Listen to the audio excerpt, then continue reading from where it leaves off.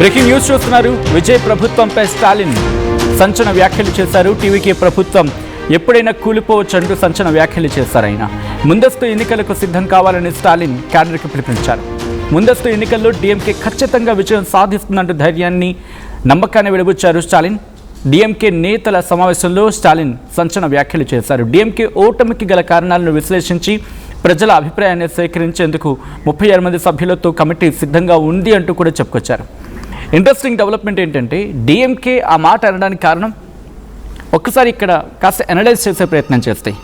ఎందుకంటే ఇక్కడ ఒక నిగూఢమైన వ్యాఖ్యలు అంటూ ఉంటాం కదా, లేకపోతే అంతర్లీనంగా.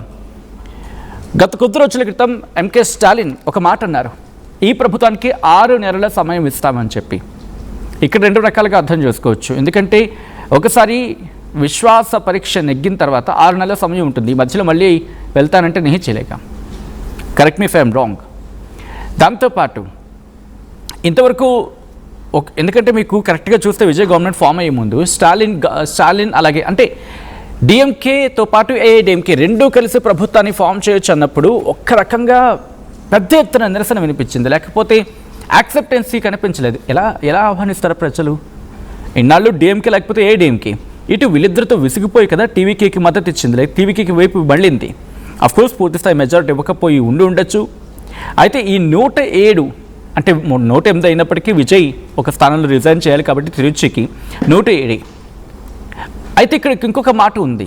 మీరు గమనిస్తే తిరుచి సీట్ నుంచి డిఎంకే తరపున ఎంకే స్టాలిన్ పోటీ చేయొచ్చు అనేది గట్టిగా వినిపిస్తున్నమాట. ఎందుకంటే అక్కడ బై ఎలక్షన్ కన్ఫామ్గా రావాలి, వస్తుంది కూడా. ఈ 6 నెలల్లో ఎప్పుడైనా రావచ్చు. కాబట్టి ఎంకే స్టాలిన్ అక్కడ గెలిచారనుకుందాం. ఆయన అసెంబ్లీలో ప్రతిపక్ష నేత అవుతారు. అయిన తర్వాత విజయ్ మీద ఇంకా ఇంపాక్ట్ పడుతుంది. ఉదయనిధి స్టాలిన్ ప్రస్తుతం డిఎంకే నుంచి ప్రతిపక్ష నేతగా ఉన్నారు. లీడర్ ఆఫ్ ద అపోజిషన్కి సంబంధించి మాట్లాడుకున్న సందర్భంలో వేరే పరిస్థితి ఉంటాయి. డిఎంకే పార్టీకి సంబంధించి శాసనసభ పక్ష నేతగా ఎల్ఓపి అంటారు కదా. సో శాసనసభ పక్ష నేతగా డిఎంకే నుంచి ఉదయనిధి స్టాలిన్ ఉన్నారు. సో తిరుచి నుంచి స్టాలిన్ గెలిచారనుకోండి, ఇంకా వాళ్ళలో ఇంకా బూస్టప్ ఇస్తుంది. ఇంకా బూస్టింగ్ ఇచ్చిన తర్వాత అప్పుడు ఇంకొక అడుగు ముందు పడే అవకాశం ఉంటుంది. ఎందుకంటే రిమెంబర్ వీళ్ళు ఇక్కడ నిల్చుండిపోయింది కేవలం 47 మాత్రమే. 47 చోట్ల ఐ జస్ట్ టెల్ యూ ఎంత. ఎందుకంటే వాళ్ళు 47 దగ్గర మాత్రమే ఆగిపోయారు. ఒకవేళ గెలిచారనుకుందాం 48 అవుతుంది. అండ్ అక్కడి నుంచి కమ్యూనిస్టులు ఇంకా వాళ్ళతోనే ఉన్నారు. ఎందుకంటే TVK 108, DMK 59, AIADMK 47. So 59, sorry I'm correcting my self, 59 స్థానాలు వాళ్ళు గెలుచున్నారు. 59 స్థానాల్లో విజయం సాధించి ఉంది డిఎంకే. కాబట్టి ఒకవేళ టీవీకే 107కి పడిపోయిన తర్వాత తిరుచి కూడా ఇటు డిఎంకే గెలుచుకుంది అనుకుందాం, ఏముంది? PMK, IUML, CPI, CPM, INC ఇవి ఎందుకు ఇటు షిఫ్ట్ కాకూడదు? రాజకీయాల శాశ్వత శత్రువులు, శాశ్వత మిత్రులు ఉండరు. రిమెంబర్ ఇదే డిఎంకే పార్టీకి సంబంధించి 59-60 స్థానాలు సంపాదించింది అనుకుందాం. అక్కడ మ్యాజిక్ ఫిగర్ ఎంత? తమిళనాడుకి దాదాపుగా 224 స్థానాలు. కాబట్టి 224 స్థానాల్లో మొత్తం కుప్పకూలిపోతుంది. అప్పుడు ప్రభుత్వం అవకాశం ఉంటుంది. ఎందుకంటే 108 స్థానాలు మాత్రమే ఇక్కడ విజయ్ సాధించుకున్నాడు.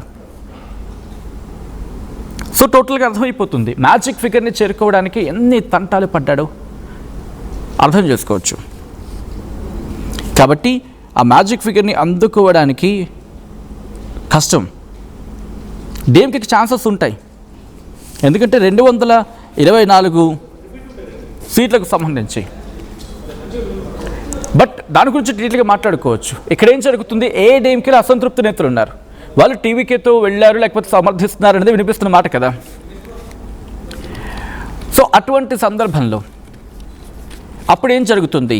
టీవీకేకి సంబంధించి కొంతమంది ఇటు మళ్ళీ వచ్చారనుకుందాం. 118 మొత్తం 234 స్థానాలకు సంబంధించి అక్కడ మాట్లాడుకుంటే,